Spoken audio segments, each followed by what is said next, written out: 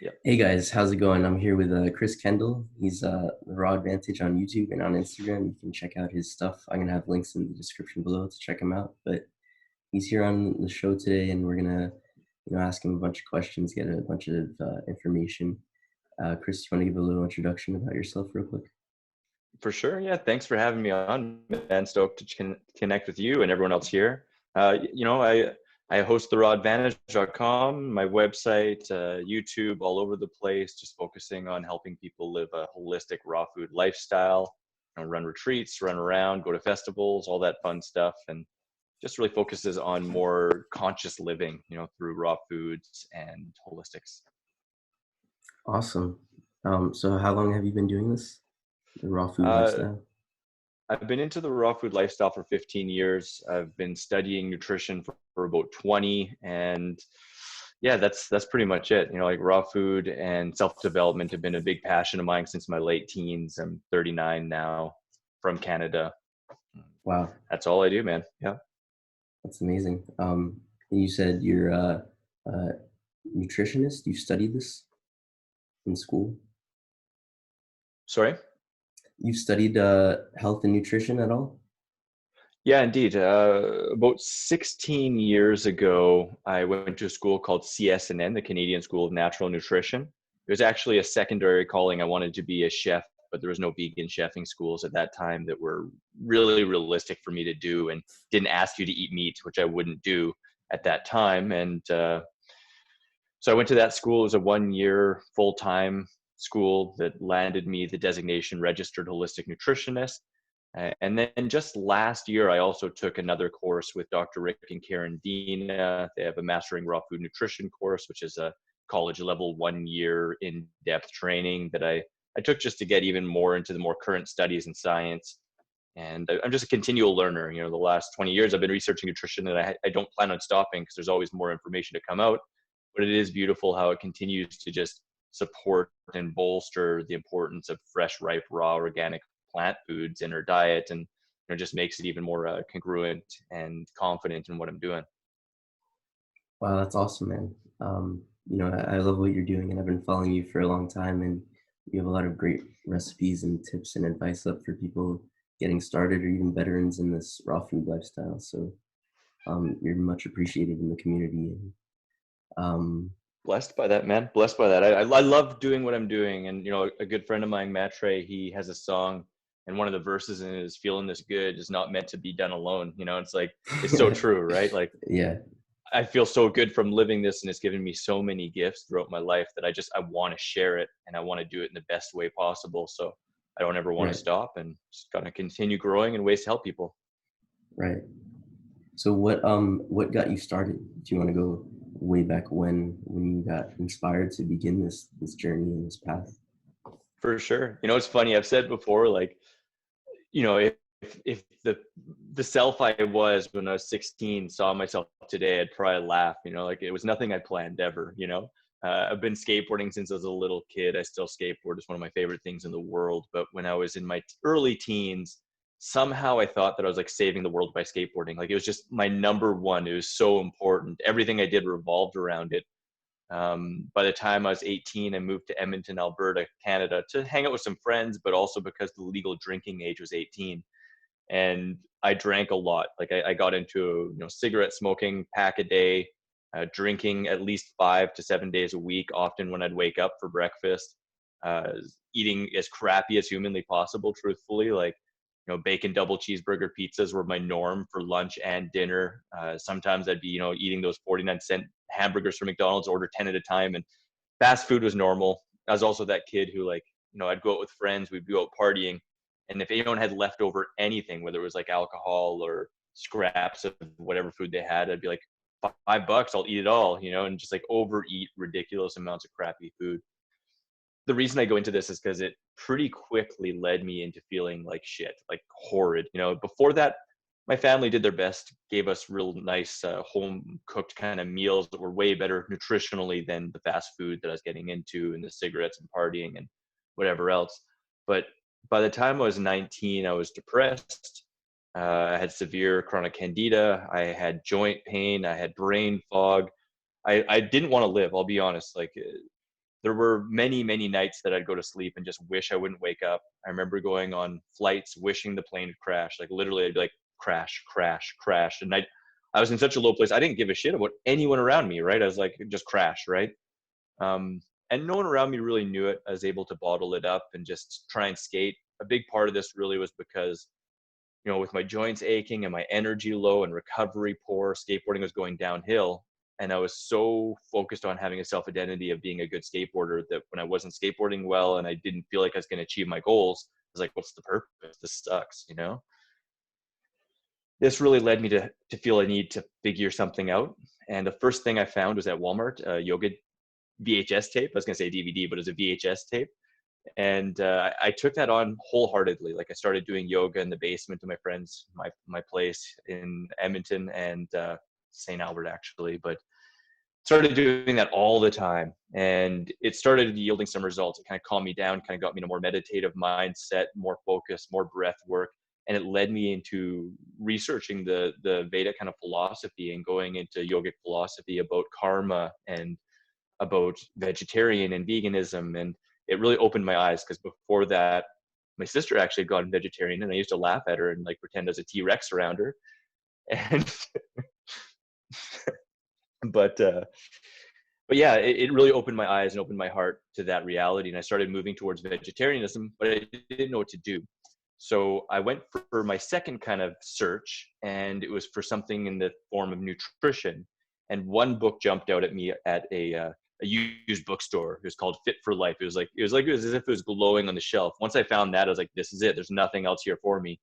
And that book, if you haven't checked it out, or if anyone listening to this hasn't checked it out, it's the most translated, most sold book on nutrition ever, like in the world. 60 some translations, and I think a billion sold. It's huge. By Harvey and Marilyn Diamond. Awesome book. It kind of like outlines food combining. It outlines the importance of eating fruit for breakfast and by itself. It outlines vegetarian, vegan, raw vegan diets, the importance of exercise and a whole holistic program. It's really good. I've bought probably 15 copies of it just to give out to people. Great to share with someone who isn't really too well versed in health. Anyhow, I'm kind of an A-type personality, and when I got that book, I just went headlong. I started food combining. I moved towards vegetarianism. I was eating fruit for breakfast. This is now about 20 years ago. I can literally say I've probably had about 5 cooked breakfasts since I read that book 20 years ago. And I've also only had about 2 sick days in 20 years. So it's had a huge and profound effect on me. It started me on a journey to like research nutrition. Ever since then, the last 20 years, I've been reading whatever I can on nutrition. Looking into the science, looking into the research, looking into the application. That led me on a path to eventually be vegan about 3 years later. And then I was high raw vegan for about 6 months. That's right when I got into nutrition school. I wanted to go to chefing school, but again, I couldn't find one. So instead, I went to the nutrition school. Very glad I did. It was awesome. And 6 months into that, I met Dr. Doug Graham, who's now the author of the 80-10-10 diet. Before then, he had wrote a ton of books, but that hadn't come out yet. And that's what he's most well known for. But meeting him in person, he was on fire, man. Like I was listening to his talks and he was literally glowing.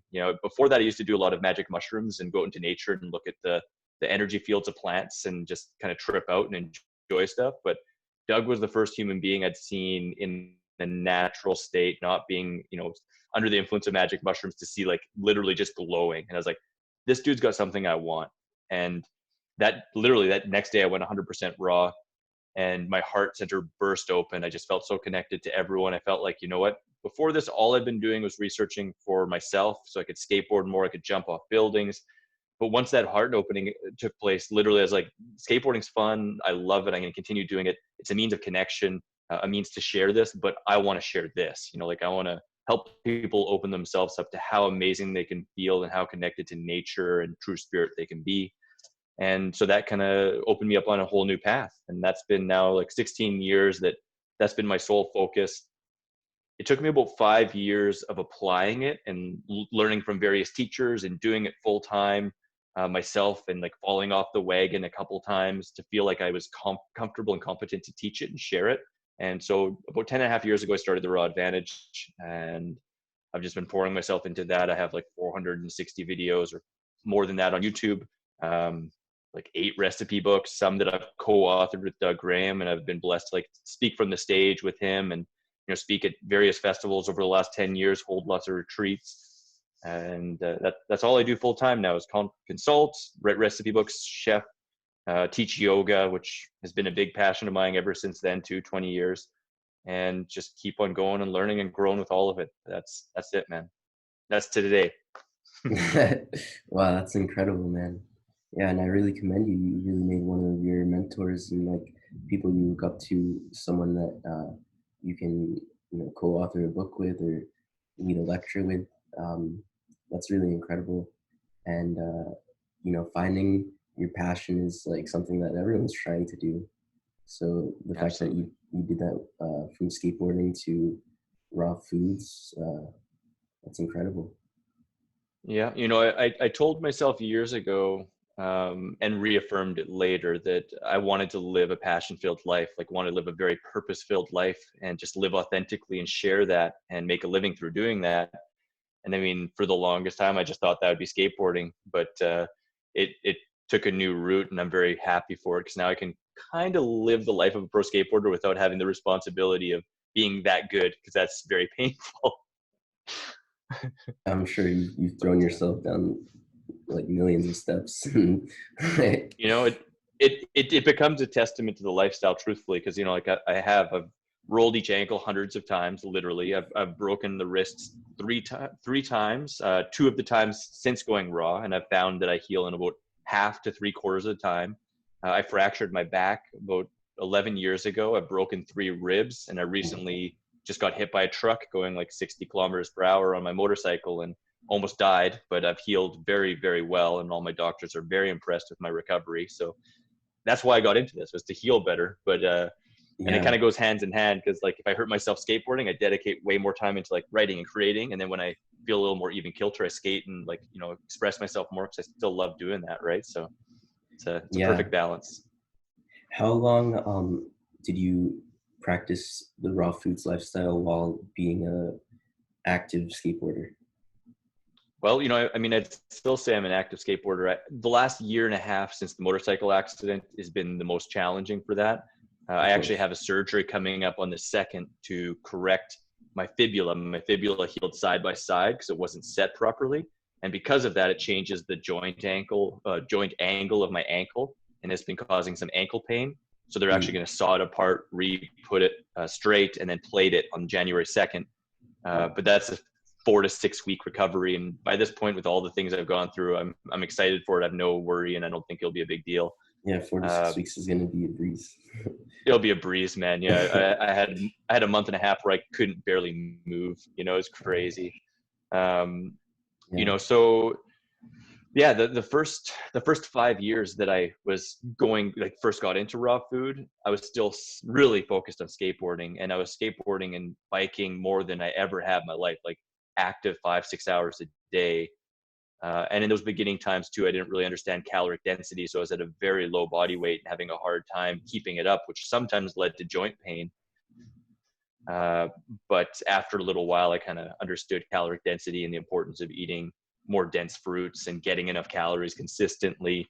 And Right. yeah, I've always been active with skateboarding. It's just had a little bit different purpose, and it's been redefined in my life from having a self identity with it to instead just having fun with it and challenging myself as much as I can. But yeah, still a focus these days. I still, actually, it's funny, I'm turning 40 this summer, and I'm hoping to put out my best skateboard video part ever in the next year or two. I'm giving myself that space. So that's the Wow. plan.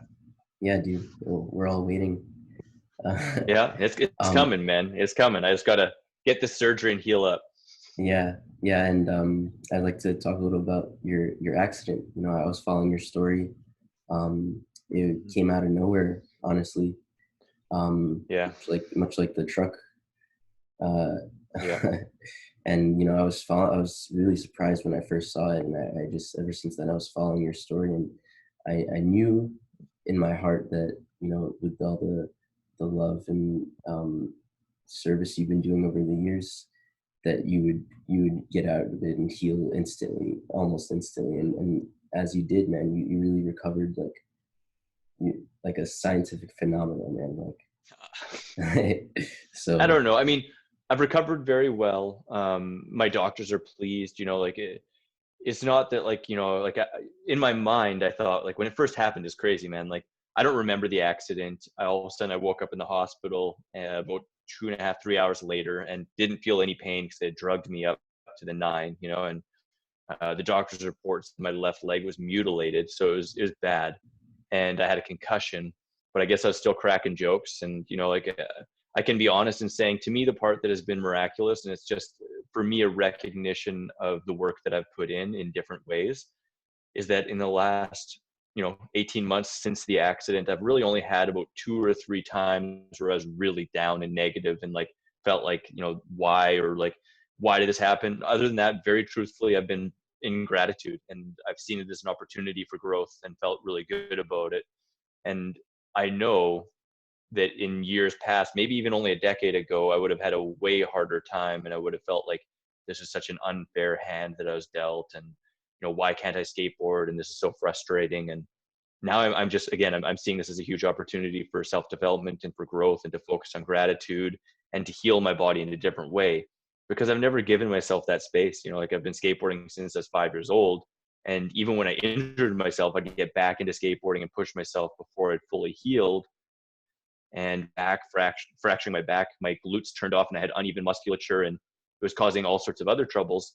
So since this accident, I've now been regular at the gym and doing like structurally like corrective exercises and putting a big focus on that. And I actually feel better than I have in 10 years, except for like since fracturing my back, I feel better than I have since then, except for that left ankle occasionally, you know, which I'm hoping this next surgery fixes. And so I should be, you know, hitting 40 and probably be in a better place than I have been since I was in my late 20s. So I'm pretty excited for that. Wow, that's incredible. And the fact that you know, held composure and was really grateful for that experience through that entire healing process. Not a lot of people can say that for their accidents or injuries. And I want to You ask know, you, what I was, what are you gonna say? I was just gonna say, you know, I was looking for a break, and I wanted to watch the whole Star Trek: The Next Generation on Netflix, and I didn't have time. But then when this happened, all of a sudden I had time to watch Netflix. You know, it's kind of nice. Yeah, I guess the universe answered your prayers. Yeah, it did. Yeah, that's awesome. I was gonna ask, um, you know, myself, and I'm sure you can relate to this, that when you're living such a holistic, clean lifestyle on the raw foods path, um, you can become hard-headed about modern medicine or seeking help when you really need it. And you know, we just lost a really influential member of the community. Rest in Rest in peace, peace. Yeah, Robert 1,000 Lockhart. times.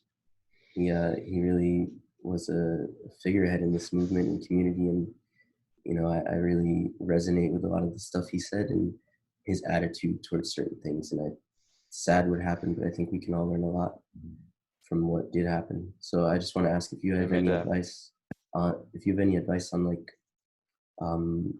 seeking help when you need it and putting your ego to the side, because sometimes you actually do need help with the aid of Yeah, modern medicine, and it yeah. can be hard to admit that.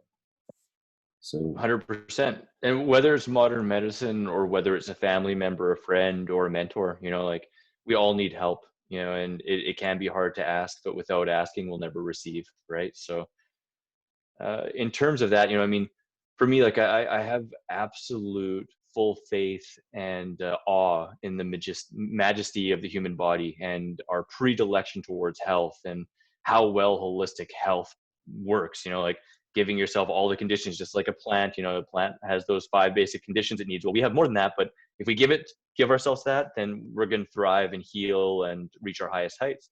Yet at the same time, there can be forces, influences, and conditions that can come about where, you know, the medical model may be appropriate. You know, like, I mean, the accident, for example, 100%. Like, if there wasn't modern medicine, I would have died. You know, both of us, me and my girlfriend, she was in that with me. We would have died for sure. She almost bled out.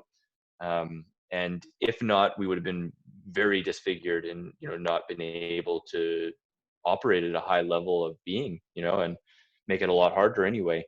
You know, and I mean, painkillers, while it's not something that I I'm really happy about, or antibiotics. They gave me antibiotics when I was in the accident. I didn't have any choice. If they're going to do surgery, they do that, for protection, because sometimes the hospitals are the most bacteria-ridden places in the world, right? It's like there's more chance of contamination or viruses and all that stuff. So, there is a time and place for those things. They can save lives. They can give you a better quality of life. And in every chance that I have the option, I prefer the natural route. Like if there was a situation where someone would prescribe antibiotics, I'd actually rather go the route of either choosing to fast and relax, or if it was severe, something that I felt in alignment with, use something like ginger, garlic, or onion, or a herb, take a more herbal approach. But there are some conditions and situations where it's warranted. And my mantra for self is to seek comfort in everything. So if I have a choice to make and I know that it's something I'm not really at peace with, either I make peace with it and I move on, or I don't and I make peace with the choice that I'm making that is away from that, right?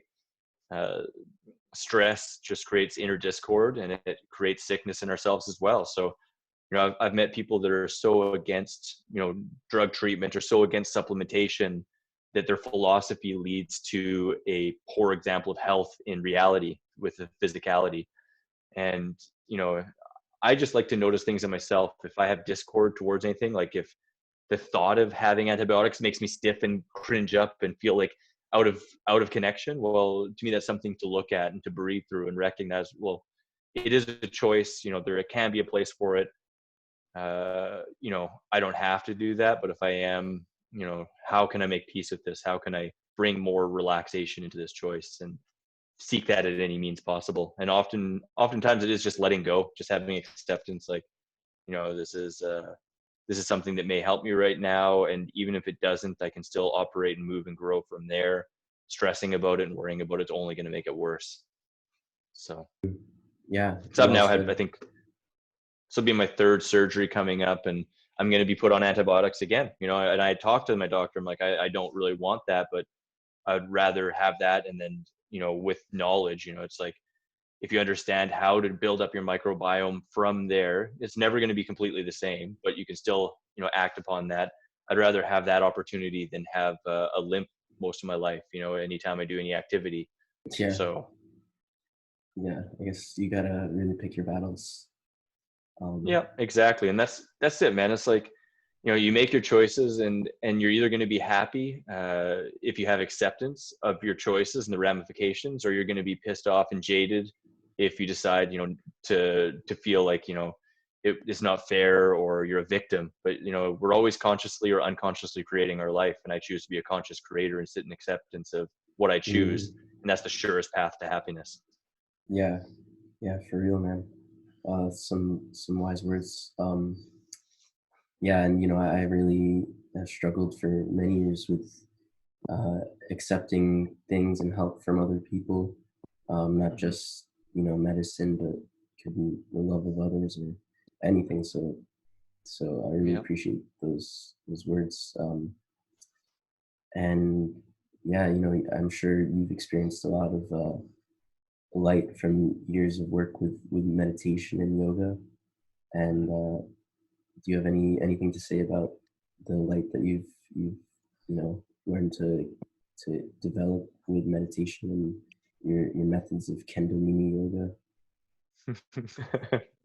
Well, first I'd like to say you and me both, man. I mean, it's often easier to give than to receive, and it's a constant practice to accept and to feel, with deep recognition and appreciation and gratitude, other people giving you love, right? And that's been something that I've had a hard time with. But truthfully, this accident has been a great teacher in that too, just to be like, what, I need that help. I can't do it myself, and to just ask more and be completely like open to receiving, and it's been a blessing. And I've been given so much love and so much support throughout this whole process, that it's opened me into a new depth of appreciation and recognition of that gift we have to receive, and part of that, I think, too, is understanding that, it feels good to give. So if we don't allow ourselves to be able to receive, we're taking away someone else's opportunity to give, and So there's always that give and take. And so, like receiving is beautiful because it's giving that other person that gift. You're actually giving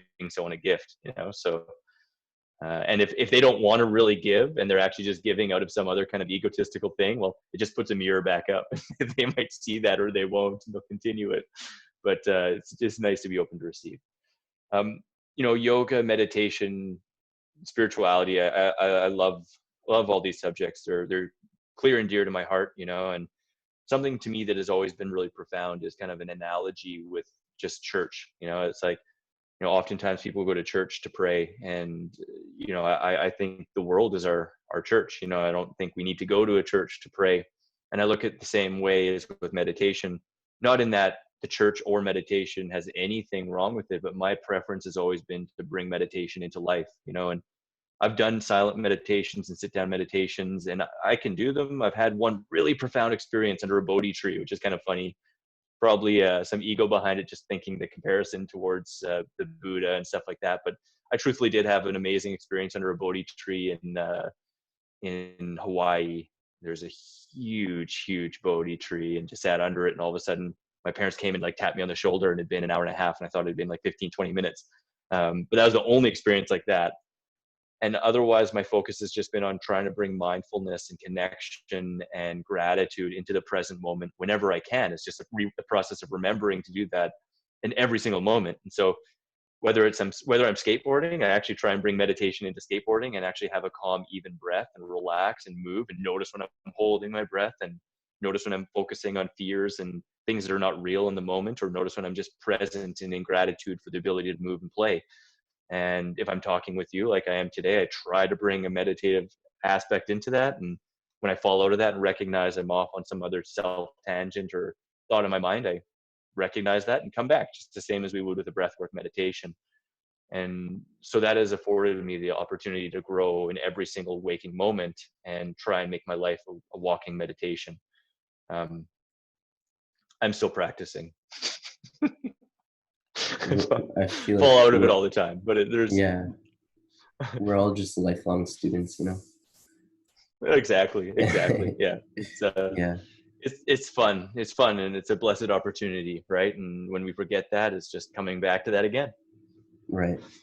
Yeah. Yeah, so I think we're running out of time here, but I'd like to ask you one last thing about, you know, you can get really like hard-headed about this lifestyle, and you can really Mhm. become a little too much into the self-disciplinary side of things. So Yeah. I want to ask if you have any words to even myself and like anyone watching this. Um, Mhm. how can you start to bring more self-love into your life when you fall off the wagon, or feel like you just fell off the path? Yeah. Well, I mean, those that have the most success have fallen the most times, right? It's true in any area of life, the skateboarding or raw food or any of those things. It's very rare the individual that just goes, boop, this is where I'm going, and they just take a straight line. Life is a dance, right? It's like, it's sometimes this way, it's sometimes that way, it's up, down, sometimes 5 steps forward, 8 steps back, right? That's the reality of it. The thing to me is, looking at how we feel about things, our definitions of things, if we actually polarize things. So for example, like I read a book before I went raw, that at the end of every single chapter said cooked food is poison, cooked food is poison, and is putting this like really dark negative kind of connotation on cooked food. It didn't differentiate between like, Cheetos or steamed broccoli, right? And there's a vast difference. Like, I mean, coming from the scientific side, if you steam or boil something, there's like little to zero toxins formed, cooking toxins. But if you're like deep frying stuff, there's a whole bunch of things. If you're charring meat, there's a whole bunch of things. If you're eating fast food and processed food, there's a whole bunch of things, right? And it's like, having a bit of reality and around that, and understanding that food isn't good or bad. It's just choice and consequence, right? It either upholds your view of what you want to be creating, or it goes against what you want to be creating. And again, going back to acceptance, it's like, life happens. We're emotional beings, and we've learned to cope through food since birth. Since birth, we're given mother's milk when we're having a tough time and crying, and we learn that eating is is sedation and comfort and love. So it's deeply ingrained within us. You know, we get older and we're eating pizzas and we're drinking beer and we're partying, and you know, if you have a breakup, you're eating ice cream. You know, we're used to that. When you get into raw foods and a healthier lifestyle, all of a sudden that coping mechanism kind of goes away, and we're left to feel things way more intensely. So it stands to reason that either we learn a new coping mechanism or new coping mechanisms and try them out as an experiment, as an experience, and have fun with it, or we fall victim to emotional eating and reach out for those heavy foods when we're emotional, which confirms how heavy we're feeling and just pushes it down further, which often leads to depression or self-judgment or anger, right? And you know, my stepping back into that again is just acceptance and presence. You know, if we can, one, accept that food isn't good, bad, right, wrong, it simply is, and it's either fulfilling our goals or it isn't. And if we decide to make a choice that is outside of our ideal, if we can come to it with acceptance, and then again, that acknowledgement, this isn't bad, this doesn't mean I'm bad. You know, it doesn't, just like a diabetic, they're not diabetes, they're just experiencing diabetes. If you're eating something heavy and you feel heavy, you're experiencing heaviness, you're experiencing sadness. If you can accept that, you'll feel to some degree the ramifications of that, but not hold any anger, judgment, or guilt around it, then the desire to eat those things falls away. You know, it's like, so often those foods which we repeat, we're repeating them because we're not accepting them. You know, we label them as good, bad, right, or wrong. So when we eat them, we're doing it distractedly. We're not doing it with presence. We're labeling ourselves bad, and we're eating it while we're watching TV, or like hiding, or like, you know, like thinking someone, like, oh my God, I'm bad, if someone knew what was going on here. But if instead we said, you know what, this is genuinely something I want to experience. I'm going to sit and be present. I'm going to meditate. I'm going to love myself, and I'm going to honor this choice. It changes the whole experience. And I don't have to tell you what that experience is. It's for everyone to try. You know, if everyone was to do that and just be conscious in their food choices and love themselves through it, that becomes a new practice, and that leads us to making higher and higher choices that support our highest needs and our highest goals just naturally. You know, so that'd be my advice for that. And just, you know, recognition, it's a path. It takes some time. Each moment's an opportunity, and we can come back to that if we want. And if we miss that opportunity, breathe love into it and recognize that was just once, and we can do it again the next time. Yeah, yeah, so true. It's such wise words. I think everybody's trying to rush and, you know, become enlightened as fast as possible, but it's just not Yeah, the way the world works. isn't that the truth, man? Isn't that, I mean, and that's the thing with raw food too, is like, so many people are focused on like, I got to fast my way to purity, and I got to juice my way to this, and I got to do that. Like, you know, those things are important. They're viable. They can help us along our path. But, you know, to me, it all begins with acceptance right now of where we are, honoring our path, and slow and steady often wins the race. You know, like whole, fresh, ripe, raw, organic plant foods are the foods that nature gives us, right? And it's like, oftentimes, you know, just through simplicity and learning the lifestyle and keeping it simple, you know, we get there a lot more streamlined than a yo-yo type behavior of going to the fast and to this nonstop, right? So it's a beautiful thing. And, you know, there isn't a race. You know, you don't have to get there overnight. And realistically, most of the time when we try, it ends up being even bigger zigzags on the Richter scale, you know? So. Yeah, totally.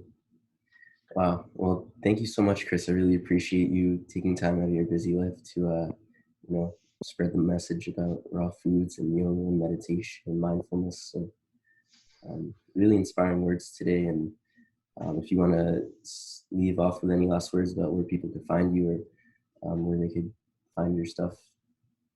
Thanks, man. Appreciate that. No, I really appreciate the opportunity to connect to you. You know, we've been talking a little bit back and forth on Instagram, but to actually talk face to face here, even though it's online, it's fun to do, and to connect with your audience and other people. It's a gift. You know, that's why I do what I do. You know, you can find me at therawadvantage.com, the Raw Advantage everywhere, you know, from Facebook to LinkedIn to Snapchat to whatever, Instagram, Facebook, I don't know, whatever, all those places, right? I try and pour it out everywhere. I have a free app, which is available on iOS as well as Android. It's just the Raw Advantage. Raw Recipes has over 100 free recipes, and the cheapest way to get all my ebooks. Run retreats out in Costa Rica. I'll have a couple spots left on that for my March retreat. And yeah. And other than that, I enjoy meeting people up at festivals. Definitely be at the UK and the Woodstock and the Canadian Festival, Canada Fruit Festival, Woodstock Fruit Festival, UK Fruit Festival. So Yeah, love to connect and see people out there. And otherwise, just yeah, on cyberspace, it's easy to connect, right? yeah, the power of the internet. Yeah, we're Yeah, blessed, man. We're blessed. You know, when I first got yeah, into this, man, like I didn't see another raw foodist after meeting Doug Graham and one other girl within the week of going raw for about 2 years. It's like 2 years before I even saw another raw foodist. And there wasn't raw food groups on Facebook. There was only one raw food forum that I could find, a food and sport forum. And yeah, so we're blessed in these times, man. We have support all over the place and lots yeah, of people. So yeah. I think these fruit festivals really help out. I'll definitely be at huge. Woodstock, so I hope to see you Sweet. there. Well, yeah, give you a hug there, man, and Yeah, share some good food out on the lawn. yeah, awesome, man, awesome. Thank you so much, and I'll leave links in the description below for all of Chris's stuff. Hope you guys enjoyed, and we'll see you next time. Peace. So, happy holidays.